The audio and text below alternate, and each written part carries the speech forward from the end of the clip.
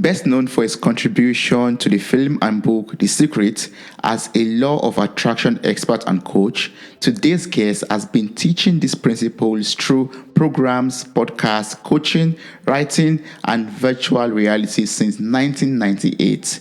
Welcome to the show, Bob. How are you doing? I'm doing great, Toby. It's great to be here. Thanks. Thank you so much for joining me today on this episode of Mirror Talk Podcast. I really appreciate your presence here right now, and thank you so much, for, even before we start recording, the instructions and the ideas, or the suggestions and the ideas that you gave to me. I really appreciate them.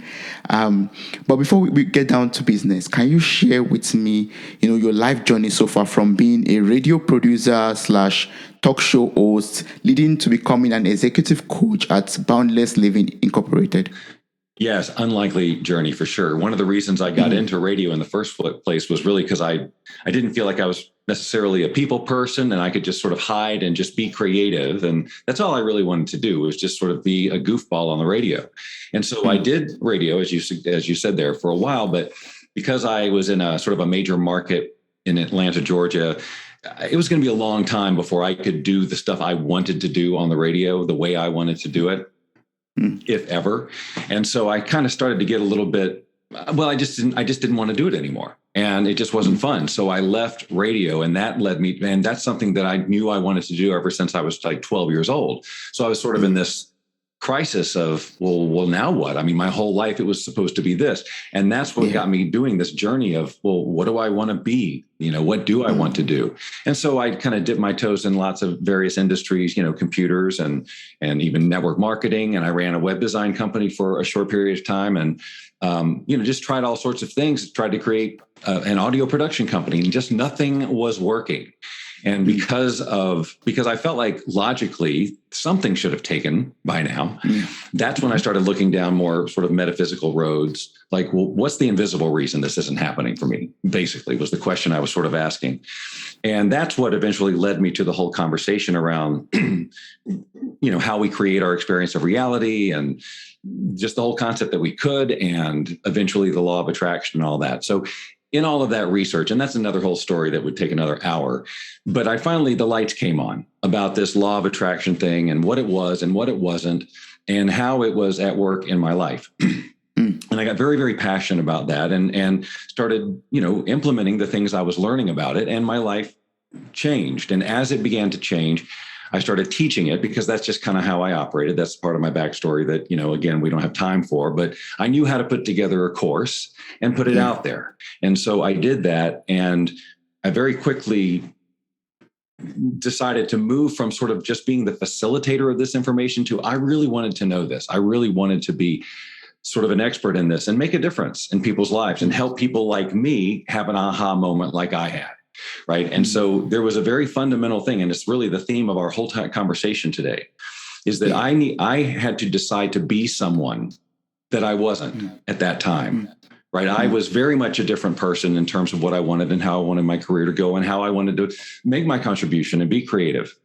Yeah. And even when I started teaching the law of attraction, how did I want to do that? Well, I just wanted to do this little program and share my thoughts. But then I had this sort of, no, I want to play a bigger game.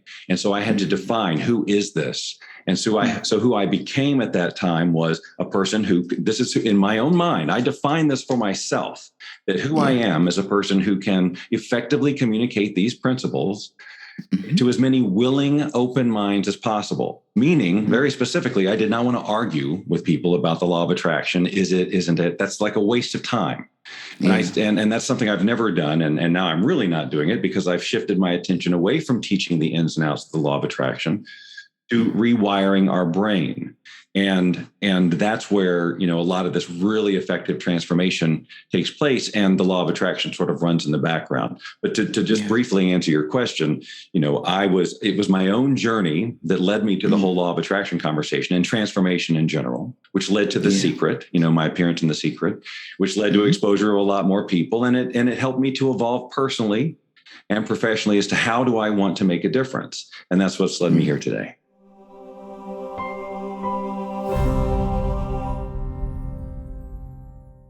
Oh, that's beautiful. And I love the fact that, you are driven by your passion for creative self-expression, and your work is heavily, focused on helping people, like you said, to decide on who they want to be and how they want to express themselves.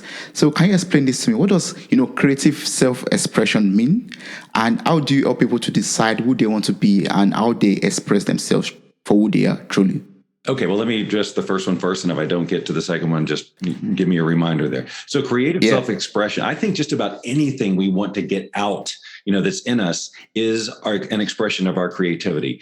The number one thing we need to know is we are creative beings. We're here to create. That's why we're here. We are here to bring into form things that aren't, to create a life for ourselves and to make contribution. We're here to create. And if we don't create, we start to feel, that's where depression and all of that sets in, because we don't feel any sort of purpose. There's nothing driving us. We're just doing this mundane task of life that we've been sort of wired to do. And if we're not taking time to express ourselves, whether that's through things like the arts, music and drama and theater and that type of thing, or just even through a business or how you parent or anything, but the essence of your creativity must come through. And if it can't, for whatever reason, that's when things get bad. We just resign ourselves to a life of mediocrity and so on. So and that's what was killing. That's what's always stifled me. That's what's always pushed me into the next level of transformation, is when I feel like something is suppressing my ability to express myself creatively in any of a number of ways. I mean, I have a lot that I do creatively. I've got, my work here in this space, which is a creative endeavor. I love music. I play the ukulele. I love to live stream. It's just goofy stuff. I'm into all sorts of artificial intelligence having to do with graphics and things like that. I mean, things that have nothing to do with personal transformation necessarily or teaching it. But if I don't do those things, if I don't express those in my life, not necessarily for money, but if I don't do it, then I don't feel completely alive. And that's what I'm trying to help people to do, is to acknowledge the creativity that is in there, that is wanting to be expressed, and give them permission to do it. Give them permission to visualize themselves being that person without any restrictions. A lot of people, when it comes to their creativity, they stop themselves because they can't figure out how they're going to make money from it. Yeah. So stop thinking about that. That's not why the creativity is in you. If when you express it and just fully express it with no expectation except just to do it, that's when the magic can happen. Just about any creative person will tell you that as soon as you start doing your creative endeavor as a job, it very often it loses a lot of its fun. So you want to create on your terms and things like that, but you get to, and that's the basis of our whole conversation today, is that we can change who we're being in the world to get the results that we want, to actually create the life we want. And we don't have to get caught up in the woo-woo of it. What's the vibration or the energy? It comes from very practical action that we take in the world as a result of changing who we're being through this rewiring process. Yes. Wow, that's so beautiful. And one way you help people to do this is by, providing a very quick and easy quiz on your website, which is meetbobdoyle.com. And it can also be accessed on an aptquiz.com also. Yeah, if a listener who's listening right now would like to really be able to connect with what we're talking about today and see how I can help them personally, if you go to tptquiz.com, there's a free quiz. It takes 1 minute. Toby did it.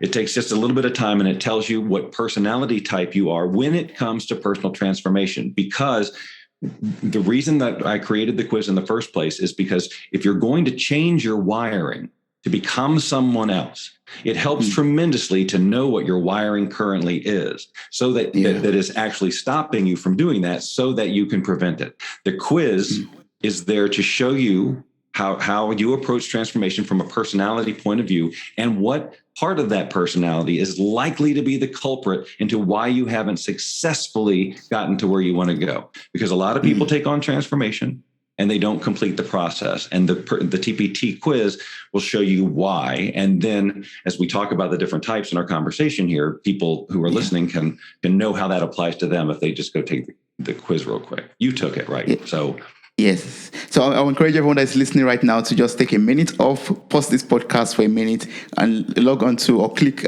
just type tptquiz.com on your tab or your phone, wherever you're listening to this on, and take the quiz for 1 minute, and continue this podcast after 1 minute. All right.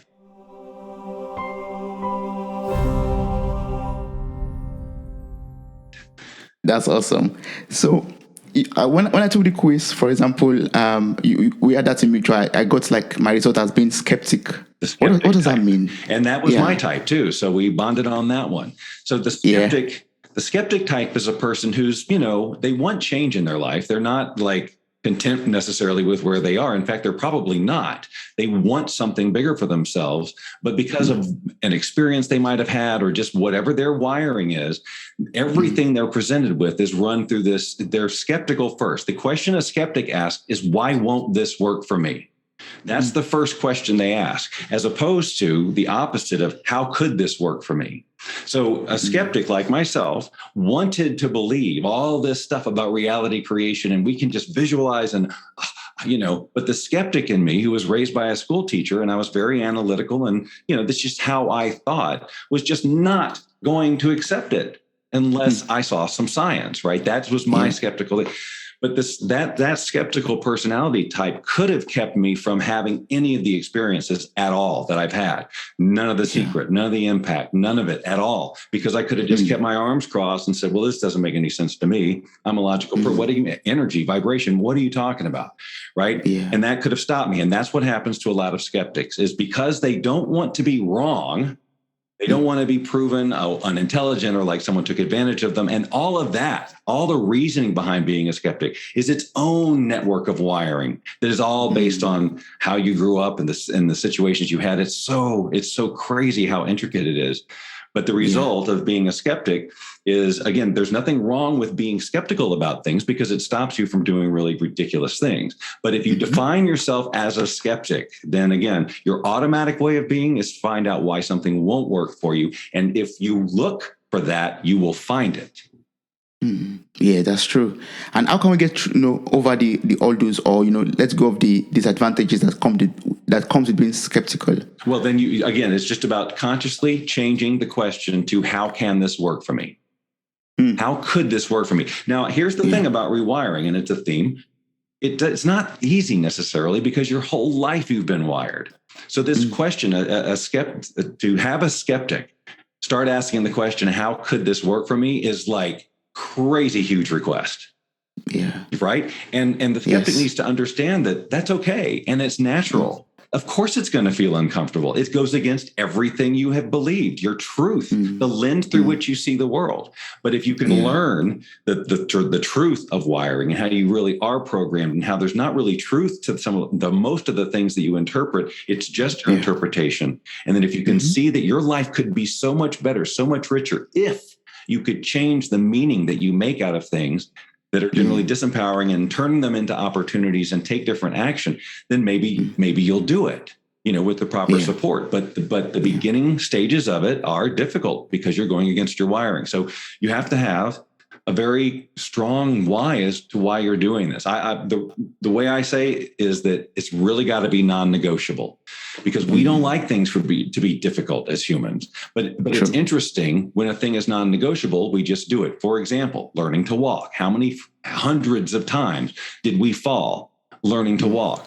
Learning to talk, learning languages, learning reading, learning everything that we've learned that we needed to learn. We did it throughout the discomfort.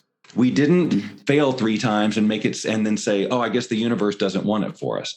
That's the mentality that a lot of people who take on the law of attraction have. They take it to mean that, well, if it doesn't happen right away, well, I guess I'm not in the flow and the universe doesn't want it for me. No, you're not done yet.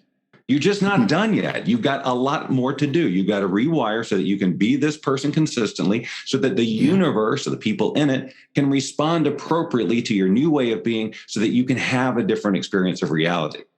It's the people who think that just by creating the vision board or going inside, that it's all going to change magically through the law of attraction. That's another type. That's the wizard type. So there's 4 types. And the wizard type is sort of prone to this kind of magical thinking. Like they love the law of attraction, the concept of it so much. And maybe they saw The Secret and they saw this genie in a lamp and it gathered this whole magical, but that's not how it works. It can occur that way for sure, because when things are in alignment, they're in alignment. And sometimes you can just do a little bit of a shift and things can seem to manifest just out of nowhere. And so it gives you that, oh, this is like magic. But there truly is a logical, practical reason for everything to show up in your life. And if you want it to be consistent, not just some, oh my God, I won the lottery today or whatever it is, then you have to be consistently different than who you're being now. And a wizard needs to understand that there's because there is such wonderful sort of magic in the universe, right? I mean, there is this, but it is really science actually.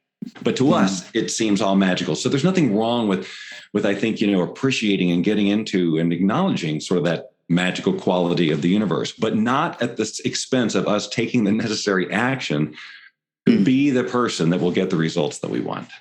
The ones, yes. So we've talked about the wizard type and the skeptic type, the transformation personality types that we have. So for those who have taken the quiz on tptquiz.com and got something else apart from wizard or skeptic, what are the other personality types, and can you explain this to us? Yes. So the number one type, actually, the one that is far and away the most popular, if you will, is the seeker type.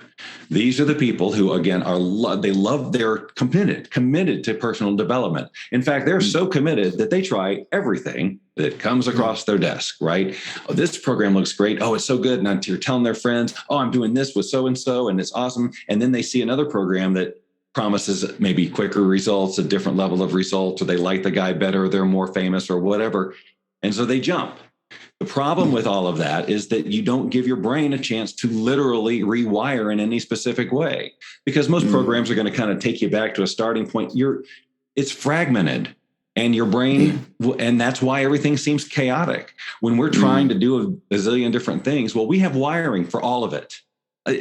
That's how we do it. Our brain creates this wiring, and that's how we do it. But if it's all chaotic and all over the place, then nothing can really firmly get no neural pathways that are going to make any long-term consistent impact are going to be formed. You're just going to be in chaos.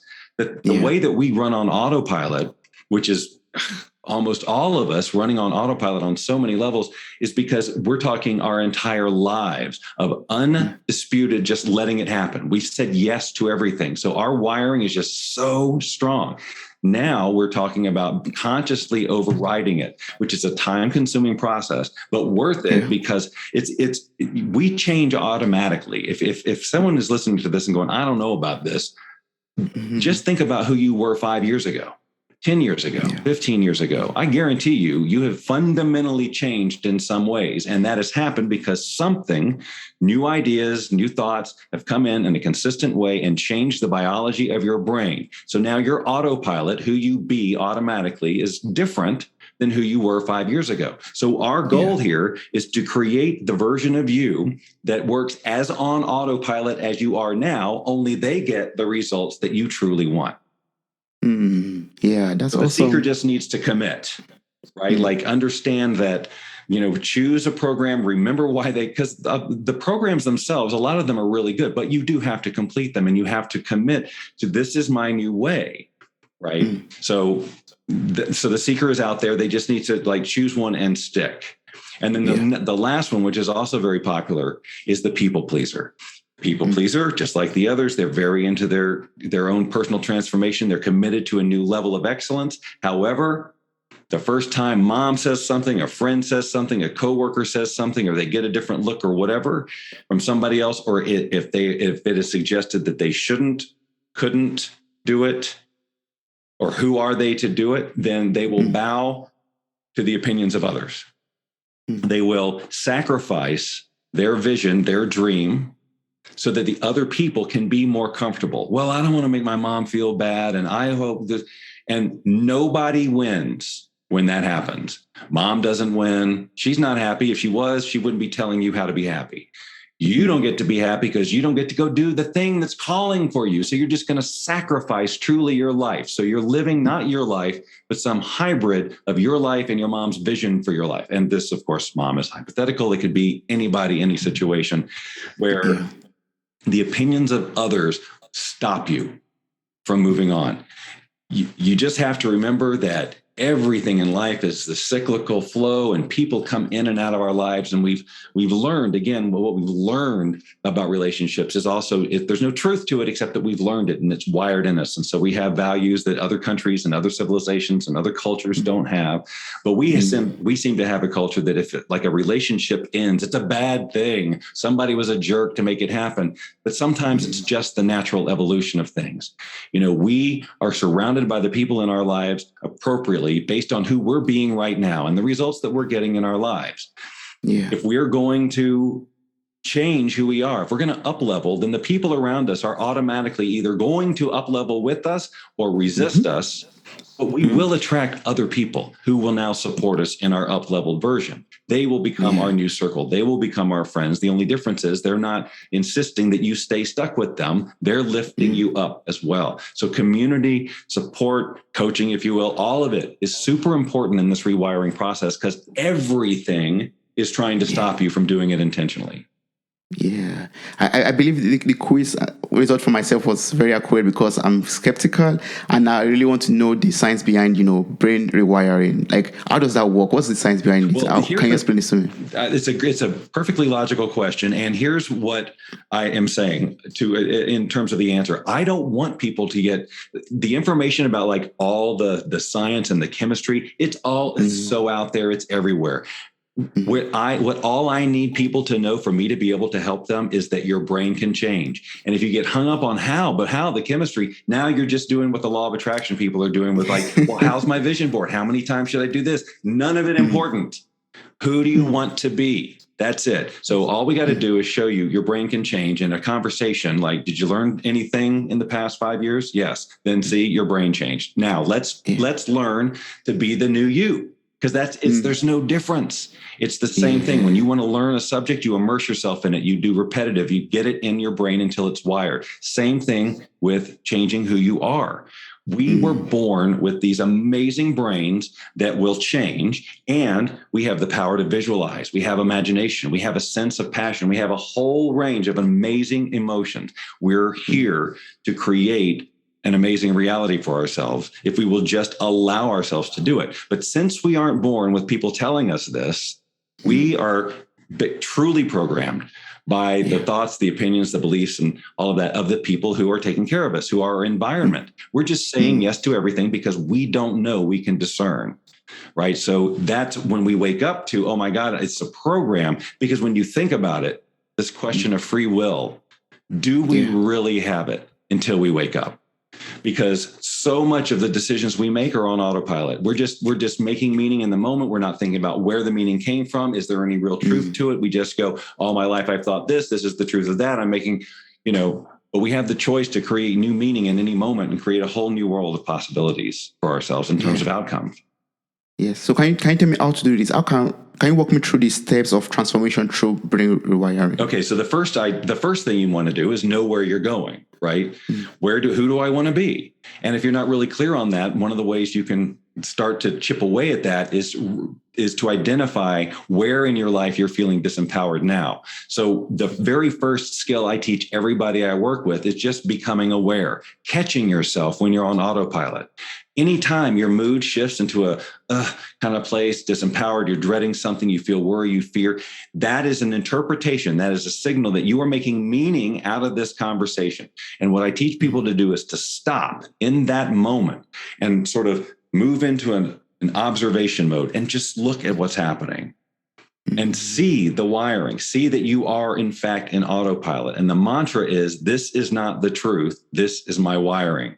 This reaction I'm having, this meaning I'm having. And I could choose another one. And so what I also help people to do is, number one step is to learn how to catch that. That's the first major win, because when you get into the habit of catching it, then you start to reinforce the truth that there is no truth about it, that it is just a reaction. And they can then little by little, the emotional response becomes less and less because you know it's an illusion. So now you're going to create a new one.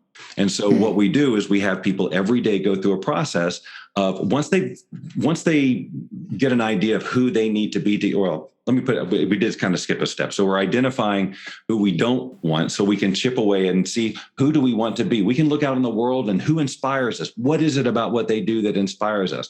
Why? What are the feelings I get? And then what do I want in my life? What level of abundance? All those kind of law of attraction-y things. But the question is, well, who do I have to be to get those things? Because it's someone different than who you're being now. How do I know this? Because you don't have it. Yeah, that's true. The first point you mentioned, like you said, we should ensure that we're not in autopilot, for example. We're not doing things on autopilot. And I think that means that we always have to be conscious and be intentional about being present in the moment at all times, right? Well, yes, but certainly now in the process when you're starting to learn to rewire, because becoming present becomes a lot easier when you get into the habit of it.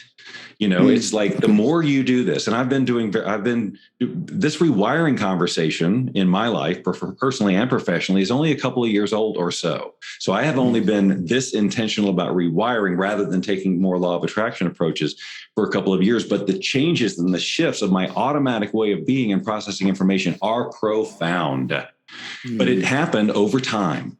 And it happened by catching myself when I would go into my normal upset, where I just decided, where I had decided that the only way for me to respond was in upset or worry or what, like that was the truth. But once I had this aha, I realized, nope, I don't have to respond that way.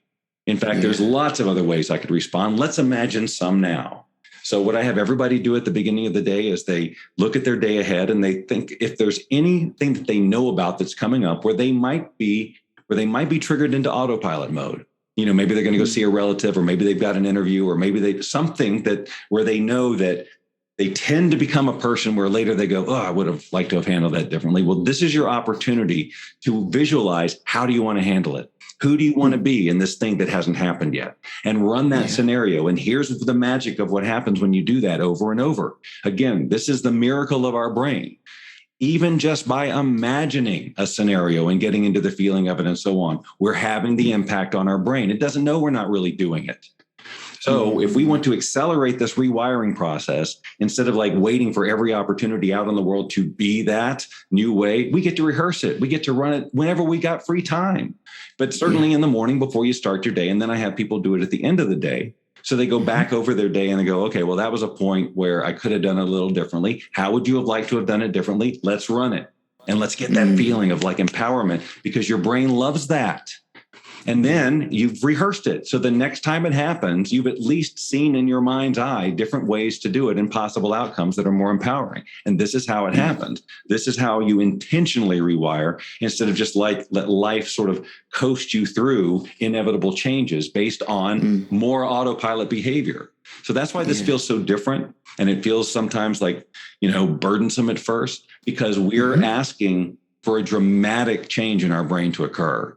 Because I love efficiency and I want dramatic. I want the people I work with to have significant transformation, not just feel a little better in their day, which is a great first start, because then they can relax and expand their vision and all that. So knocking off that stress is one of the first things that happens, because when they realize that they're in autopilot mode, that they recognize their type in action, for example, and can turn that off, even dial it down just even a little bit day by day, their life becomes less stressful overall.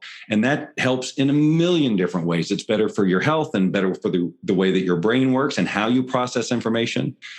It's all just directed by your thought. That's the magic of it. That's the real beauty and wizardry that we are as human beings. We really can create our experience of reality. But if we think about it in terms of like we're waving a magic wand, well, that's going to stop 75% of the people who don't believe in magic, right? But it's not magic. It's just you're destined. And so law of attraction techniques like vision boards and any other program you take, they're going to work if and only if they effectively help you to rewire your brain. So it's not the magic about the approach. Does it work for you? Will you do it until your brain is rewired? Yes. From this explanation, I'm getting this, feeling and, similarity to manifesting. Like, when you wake up in the morning and you go through a scenario, like how your day is supposed to go through. how your day is supposed to go, for example, and then you process it in your brain, how you want every event of the day to occur.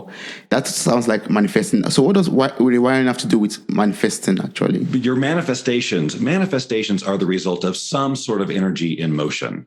And so through the action you take is how you're going to manifest most things. Not through some sort of magical appearance at your front door. You will have taken action by being somebody in a powerful and consistent way so that the world really gets who you are, not who you're trying to be or not who you're pretending to be, but who you really are. And as a result of the action that you're taking, little minute things, expressions on your face, micro expressions on your face that the human eye can barely even see, but it communicates on a deep, deep level to another person. No, I'm really this. I'm not pretending. And when you're really that, then you will get the response you want and manifestation will occur. So when I talk about effortless manifestation, I'm saying like right now, everybody listening to this is effortlessly manifesting what they're doing, even if they feel like they're suffering. Because it's just happening on autopilot. So what we want, again, is to create a new autopilot. That's it. That's what rewiring is. We're going to create a new autopilot so that instead of the chaos that may be your life right now, it runs more efficiently, better, more in alignment with who you really want to be. But it starts with you changing little by little, or as much as you can take on, these new ways of being so that not only you get it for yourself, but the world around you gets it. Hey, this person has changed. We have to respond differently. Yes. So you mean we are always manifesting on autopilot every time, no matter how no matter how our brain is wired, we're always manifesting on autopilot. Yeah, well, yes. It's just, look, the universe is always just responding to, now, if we want to talk woo-woo for a second, I'll jump in, but it's responding to this energy all the time. And so manifestation is occurring. It's just, how is it going to manifest for us? And even more than that, what meaning do we make out of the manifestation? If a thing appears in our life, okay, great. Now, it doesn't mean anything. It's nothing until we tell ourselves what it is. This is the greatest thing that's ever happened to me, or this is one step closer, or this isn't what I wanted it to be, or it's the wrong. Whatever we tell ourselves in that moment is the truth about that thing. Other than that, it's just a cluster of energy that is sitting there that our brain is in the process of interpreting. So we're either going to interpret it on autopilot, or we're going to be conscious. What do we want to make this mean? How is this for me? How is this for me? No matter what it looks like. If it looks like catastrophe, how is this for me? What can I get out of this? It's going to help me get where I want to go, provided I don't stop because I'm making crappy meaning out of this. So you're like taking hold of the steering of our lives, actually, taking hold of yes. Well, but I would love to know this, like, I would love to understand how my brain is actually processing my experience of reality right now. Can you walk me through that? Can you explain to me how my brain is currently? At the simplest level, every time when input is coming in, whether it's visual or audio or anything, your brain, you're just immediately going to reference everything you know, everything you've ever known. That's what we just keep building and building and building. And that's how you just and it happens so quickly. You're just looking around, and I'm looking around my studio, I'm looking around all this stuff, and I'm seeing everything, and my brain knows what every single thing is. And if I was to look at it for half a second, I can tell you the whole story on where it came from and all of this. But all of that also has a meaning. Like I can probably attach any range of emotion, either low emotion, high emotion, or neutral emotion to just about everything in here. But again, it's all based on the ridiculously infinite almost amount of experiences I've had in my life, the people that have been there, the energy they put into what they did with me and how I made that mean, and the wiring that has happened. So I can't tell you how you process information. But I can tell you it's just a result of all the input in there. The game is noticing how you process information. Like you get to go on that exploration yourself, starting right now. Like when you have a reaction to something, you get to stop and go, I wonder what that's about. Now, I'm not saying that you have to go back to the origin story of everything, because I think that people waste just a lot of time doing that stuff. Like, well, when I know why it happened, then I can do it. You don't have to. It's enough to know that that it's happening and you would rather be changed by something else. But sometimes it's nice to know where it happened so that you can expose it for just the lie that it is. It's like, oh my God, my 3-year-old brain interpreted that event to mean this that I've been carrying my whole life. I'm letting that go now. It's that simple, right? But you don't have to suffer over it and do 10 years of energy work over it. It's just like, okay, I see. I made a big deal out of it because I was 3 or whatever it is. Or you don't even have to do that. I'm telling you, all you got to do is go, I don't like this feeling. I'd like to replace it with another one. And just start replacing it with another one and go through that discomfort of, well, this feels unnatural. I feel like I'm lying to myself, blah, blah, blah. That's natural and normal. And everybody just needs to expect that and just know that you just keep going. Keep changing until you find the best fit for yourself. Well, I mean, but be consistent with the new conversation. Like really be clear on where you're going and why and how you want it to feel. And to the extent that you can, bring the behaviors and actions and meaning making and everything of that future version of you into today. Because that's how it's going to happen. It doesn't happen that all this external stuff changes and then suddenly you change to be in alignment with it. No, you get into alignment with it first and then it comes to you. You manifest it, however you want to say it. Yeah. Wait, so what I've got to understand right now, you could correct me if I'm wrong, is that, the input that I expose myself to or I'm exposed to, unconsciously wires my brain in some ways. Correct. If you didn't consciously filter it and assess it and just kind of said, okay, yeah, I get it. Yeah, sure. Then it wires your brain because there's absolutely no resistance. That's why 0 to 7. That's why the brain is so open. That's why it's so formative there. And the stuff that forms from 0 to 7 is generally the toughest stuff to change. Yeah, because we don't have that resistance to the input that we're getting from the external world. That's right. We just said yes. Okay, of course, this person feeds me, so everything they say is true. Yeah, that's true. Wow. So can you tell me more about your company, Boundless Living Incorporated, and can you also tell me about the services that you offer in your company? Right now, basically, my services are either one of two things. Coaching, I can coach people personally or whatever, group coaching, but mostly personal one-on-one higher end coaching, or the Boundless Living Challenge. Now, Boundless Living is the name of my company, and we've gone through all sorts of evolution over the course of time with a focus originally on a lot of digital programs and things like that, because that was the trend back in the early 2000s. But I also learned, and part of what I do, why I do what I do now, is because of wiring, people don't complete those programs, so they don't finish it. So that doesn't work for anybody, because now the work I put into the program they don't get the value of it because they didn't finish it because of whatever their personality type was that stopped them. But that happens to everybody. It's 93% failure rate in this industry. It is not good. So Boundless Living Challenge is more hands-on. This is a 45-day, I call it a program, but it's more of an experience. It's a journey in rewiring where everybody who's doing the challenge knows every day exactly what to do. Because a lot of people are like, well, I want to do this, but I don't know what to do. What's the action I should take? What should I do specifically? So we tell them that they have a checklist of things to do every day that will help them. Like those visualization exercises that I talked about at the beginning and the end of the day, things like breathing exercises and learning release techniques to deal with the emotions that come up when you start this rewiring process. But of course, then there's also the coaching, because I'm in there all the time. It's daily. They get daily content from me. They get live coaching every weekend. It's all the things that I know from 20 years of doing this are actually going to help you transform. But the biggest mistake people make is that they just try to do it themselves. And it doesn't matter how smart you are. It doesn't no matter how enlightened you are. It has nothing to do with that. What happens is you come up against whatever the end of your wiring is. You could be a gazillionaire, but you want to be a gazillionaire, and you're going to get to that end of the wiring. And it's the same exact problem as the person with no money trying to get $20 has. Their wiring isn't there yet. So we want to support, we can support any level of growth, whatever your starting point is. It's just about getting really clear on that next vision. And of course, we support you with that because people do struggle with it.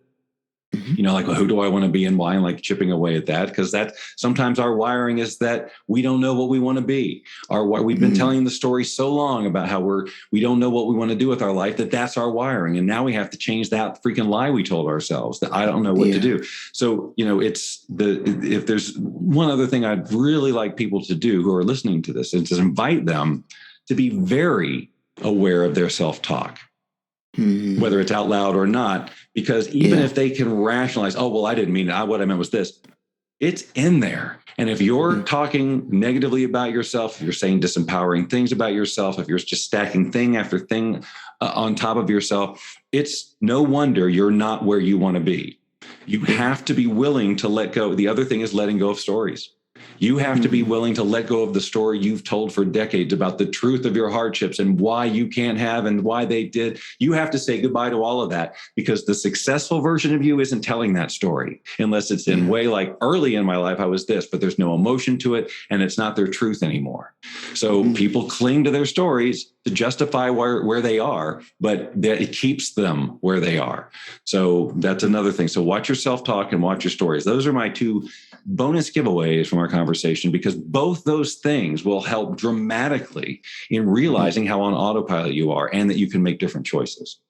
Yeah, thank you so much for those bonuses. That's awesome. So how can people, get access to this support? How can they, take part of this challenge and this experience that you offer? If I recommend they go through the quiz, because once they go through the quiz, first of all, after they take the quiz, when they get to that page, they're going to be told about what the challenge is and how it relates to them and so on. It's also the lowest possible price when you go in after the quiz. It's like, if you do this now, it's cheaper, but that's the best way. But also, if they want to just know more about, like, well, who is this guy telling me this anyway? Like you said, meetbobdoyle.com.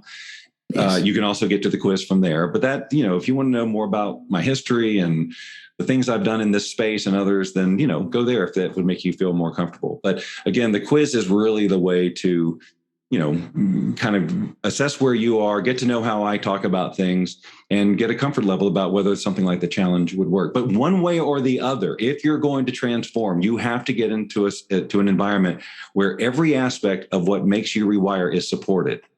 And that's consistency, and that is constant reframing of limiting beliefs. It's support from other people. It's the things that the challenge provides. Yeah. In theory, anyone could do this stuff on their own if they do it every day. But it's the stuff that keeps them, that rationalizes why I'm not going to do this today or why I fell short today. It just brings back the old wiring in full force. And in fact, it makes it worse, because now you say, oh, I tried this other thing. I took on this rewiring thing, but it didn't work either. As you stop, and now you're going to rule out rewiring, and now you're screwed, because rewiring is the only way to transform. So we have to rewire that brain of ours to ensure that we get the success that we want. If you're going to change and your results are going to change, something up here in your brain is going to change, because it's going to change your behavior and the response that the world gives you. And thus, that response is your result. It's all super logical. It's really logical. So I just have one last question, because I've learned a lot from you today already, and I want to go back after listening to this episode myself to digest everything again, and also maybe join on that experience of yours and rewire my brain for greater success. So the question I would love to ask is about energetic comfort zone. So how can we stretch it to allow more of what we want into our lives? Can you explain what this comfort zone means and how we could stretch it? Well, if I was to, it's going to be different for everybody. If I had somebody in a group imagine a large amount of money, if I just said imagine a large amount of money, who knows what their large amount of money is? It could be $1 million, it could be $100,000, it could be $10,000 or whatever. But there's a feeling around it too. Or if I started to say to somebody, imagine yourself. If I handed you $1, if I handed you $10, if I handed you $100, and then see where they start getting uncomfortable. There's a comfort zone around just about everything we want to take on, money being one of those things. Comfort zones, relationships, anything, career. What am I capable of? And you feel it, when you get there, you start to feel uncomfortable, and that feeling is emotion. It's energy in motion. So that's your energetic comfort zone. And so you're going to expand it in one of two ways. You actually just go out and do things bigger, right? Do things bigger, take bigger, you like physically go out in the world and then say, oh, okay, I guess I can do that. I guess I can do that. And so your energetic comfort zone expands, or you visualize it. This is what I'm talking about. You could start by visualizing, what if you made $10,000 a month, and you just visualize that and visualize that until you've got it. You're like, okay, I'm comfortable with that. I know how I'd spend that. What if it was $100,000 a month? And then you go through the discomfort of that, and then you figure out how you could spend all that until $100,000 doesn't seem like a lot, and then $1 million, and then whatever. And so then when you start hearing about large sums of money, or the possibility of large sums of money coming to you, you don't get that cringe about like, well, that would be impossible, or that feeling of like, it's too big, because you've played with it so much. Your energetically ready to receive it. And again, that's just by freaking using your imagination and nothing else, but on a consistent basis and really getting into the feeling of it. It will work. Yeah. It will work miracles, but it's biology. Wow, that's so beautiful. Thank you so much. I really appreciate everything I've been able to learn from you today, Bob. I mean, about brain rewiring, this has been so enlightening to me, like, knowing how important it is to us. But I know I've asked you my last question already, but as a closing remark, do you have like an advice or something, if you could reflect back to your 20-year-old self, for example, what piece of advice would you give your 20-year-old self? Yeah, I would teach my 20-year-old self to wake up and look at why are you making these decisions or whatever. I used to say choose wisely. That was always the advice I would have given my former self. But when I realized, sort of in retrospect, I always made the best choices I knew how. It's like, it's not like I purposely ever made a stupid choice. I always did the best I could. But in retrospect, it's go, man, I wish I would have done something different. But you couldn't have, because of the way that I was wiring. I didn't see any other choices. But if somebody had come in and said, every choice you make or every decision you make, everything you have here, any given moment, you have a choice. And try this one earlier. If I had tried different choices, if I hadn't been so locked into, no, this is the way it was. And a lot of it, for, again, parental imprinting and, how big a game can I play and so on. I mean, imagine what happened to me when The Secret happened, to go from, a little bit of my story. I was in huge debt, and then I got out of debt, and then The Secret came, and it was like, boom, such a different thing. And so I had to do a lot of rewiring and adjustment too. There's a whole conversation around the journey post Secret for me and the rewiring that was going on, but I wasn't conscious about it. It was all unconscious. And so therefore there was a ton of suffering. So knowing that, you can just eliminate a lot of suffering if you really understand that so much of what we're doing is on autopilot and there's no truth to it. Yeah. Wow. Thank you so much. I've learned, wake up. If you know better, you do better. You make better decisions and you make better choices. And you have to do that through brain rewiring. Thank you so much, Bob. You are welcome. Wow, you made it to the very end of this episode. Thank you so much for listening. I'm grateful for your time, your love, and your contributions. Subscribe, like, review, and share this podcast. God bless you. Bye. Bye.